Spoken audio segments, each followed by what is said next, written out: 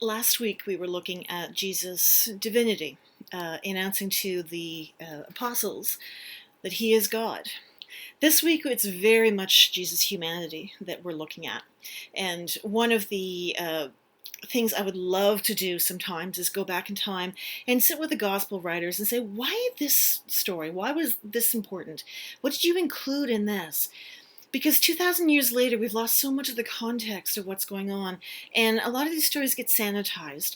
And we also don't read them as challenges. We read them in a very straight voice. I mean, most church lay readers try to enhance the story, but sometimes it doesn't come across. And we get it from preachers and everybody else, this kind of bland, passive, one tone version of the gospel. And the gospel's anything but. And this week, we're looking at scriptures that deal with hypocrisy and bigotry. And these are two subjects that kind of come up again with the church again and again and again because we haven't got it right. And I'm kind of thinking that the early church had it wrong too.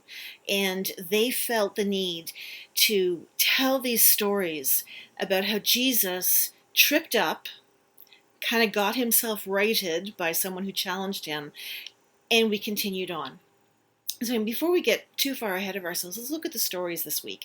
We've got the Pharisees coming up from Jerusalem to Galilee. Now, the distinction between Jerusalem and Galilee, as far as their Hebrew culture, was quite profound.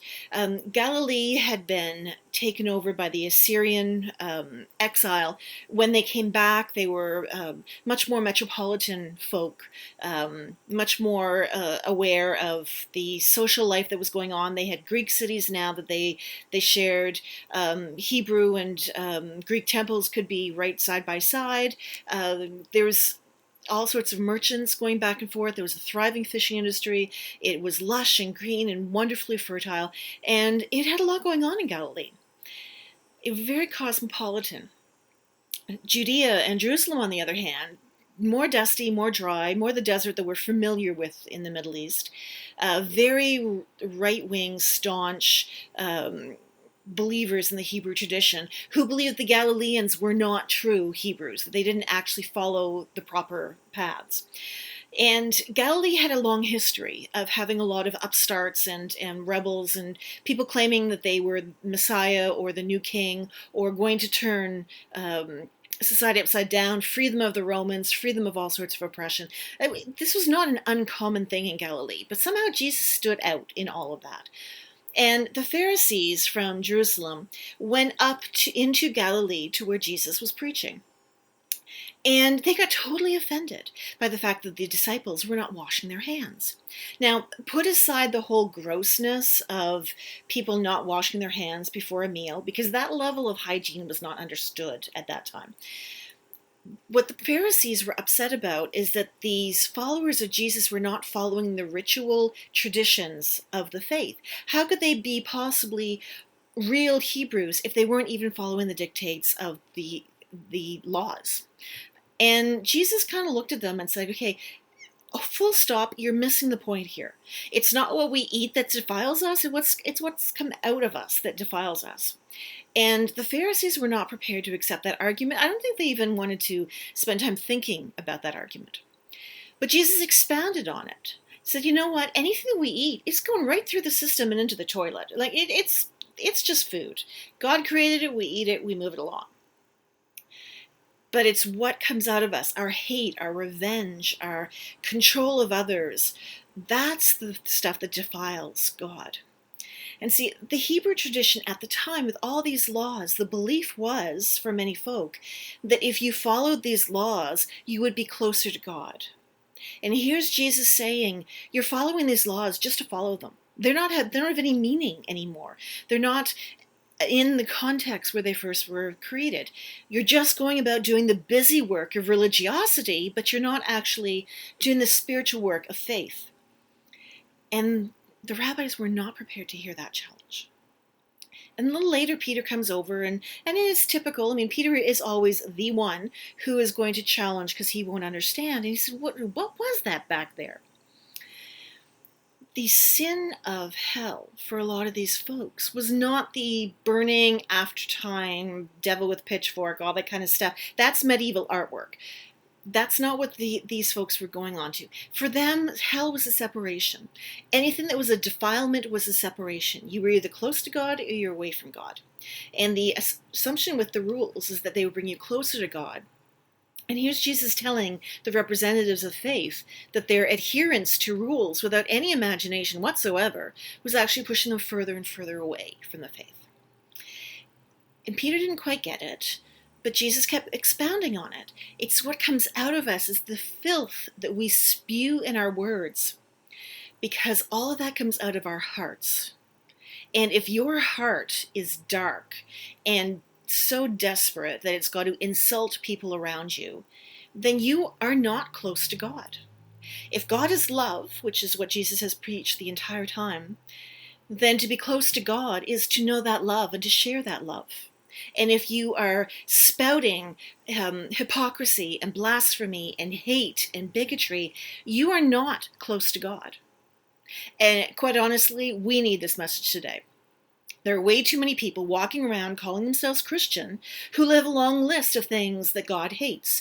Your sexual orientation, the color of your skin, the choices you make in your sexual lifestyle, all of these things, according to these people who are just filled with bitterness and bile, are separating you from God, when the reality is they're the ones separated from God because they're not allowing love to come in. God does not care about your color or your sexual orientation or anything else. Does not care, because you're all people. We are all people. Those distinctions don't have any place in God's house. So when God's representatives, like the Pharisees that came from Jerusalem, go around telling people that they're not acceptable because of certain things, or that God hates them because of certain things, then they're missing the point completely. And this is kind of what Jesus was saying to these folks. You're not getting it. It is not about what we eat. Who cares what we eat? God gave us food to eat for our bodies, for strength. But it's what's in our hearts that make the difference. The Pharisees leave. Jesus' folks kind of sort of get it, but of course they never quite get it. That's a running theme throughout. And then Jesus goes to the northern part of Galilee, into Sidon region. Now again, a little bit of history there. When the Hebrew folk came into the land and said, God gave us this land, they went to war with the Canaanites. The Canaanites were supposed to be the worst enemy possible. The Canaanites were the indigenous people of that land. The Hebrew people came in and basically took over the land. This is not a foreign story. Anybody in the West can have a really good look at indigenous culture right now, and we can see where that continues. So the Hebrew people were not the indigenous folk of this land. The Canaanites were. And the Canaanites were considered outside. They might not have been Greek, but they were still considered Gentile because they were not Hebrew. And Jesus was with his buddies, and this is the story I really, really wish I could understand what the early writers saw as so profound that it had to be included in every one of the synoptic gospels. Because this story makes Jesus look like a jerk. And there's no two ways about that. And as much as we might celebrate the godliness of Jesus, he was ultimately a human man too, given to failing. And one of the great travesties of our tradition is that we believe that Jesus is perfect at all times. He was never perfect. And this story actually shows one of those times. The only other person who really challenged him like this was his mother at the Feast of Cana, where she said, come on, do this thing with the wine and the water. And he said, no, it's not my time. And she ignored him and told the servants, do whatever he says, because she knew that it was his time. Here we have another woman challenging Jesus, and Jesus changes his mind. The only two times in the Gospels that happens, by the way, his mom and this Canaanite woman. And she goes to him and asks for help. And after coming out of another part of the Hebrew territory where he is telling a bunch of people from Judea that they're hypocrites essentially for paying attention to the law and not what's in the hearts, suddenly he's now the hypocrite. He's been telling everybody the whole way through that God is about love and God is for everyone. And suddenly he's telling this indigenous woman with a sick child, a sick daughter, I didn't come for you. I don't owe you anything. I came from my people, not for you. And that could have been the end of it, but it wasn't. She came back to him and said, even the dogs, the lowest life form, have the right to lick the crumbs off the master's table, that fall from the master's table. And he has to stop this indigenous woman with the sick child who means nothing to him, who does not share his faith in the Hebraic tradition, but does share his faith in God. Realizes he is just as guilty as the Pharisees he was accusing earlier in the story. What comes out of us is what defiles us. What comes out of us is what separates us from God. And here is this woman giving nothing but pure trust and belief and no short measure of desperation, I'm sure. Any parent who's had a really severely sick child can understand that desperation, that there is no amount of humility left that will prevent you from asking for help for your baby.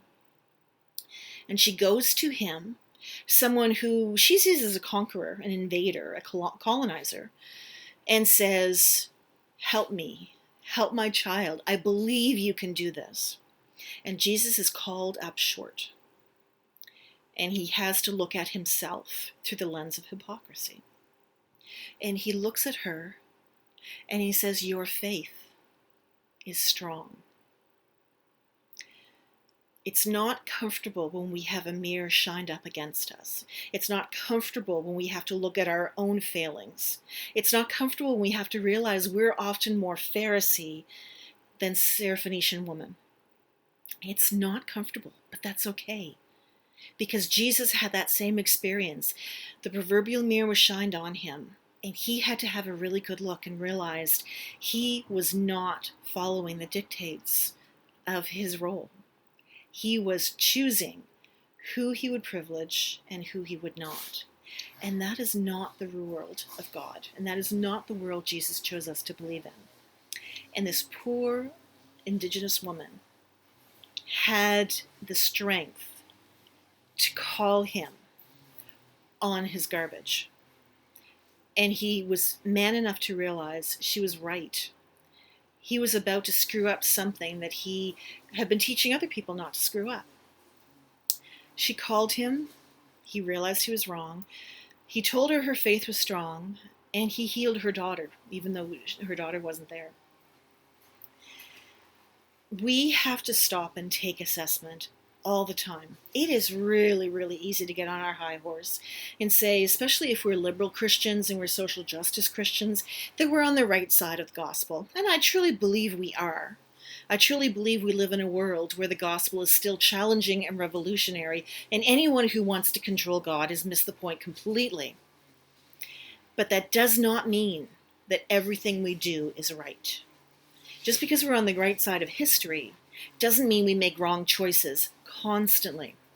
We have to call out the hypocrisy. We have to call out our obedience to social rules that don't necessarily make sense. It is our job to make room for other people, not to make ourselves feel good. Because if it's about us, it's wrong. Jesus' ministry wasn't even about him. We looked at that a couple of weeks ago, that he always wanted to go and have some time away, but he was never given that opportunity because people kept calling him back. Because his ministry was for everybody. Just like the Canaanite woman today in our readings reminded him, his message is for everybody. He didn't get to cherry pick who he wanted any more than the rabbis got to cherry pick who was considered Hebrew. Or any more than we get to cherry pick who's acceptable to come through our church doors and who isn't.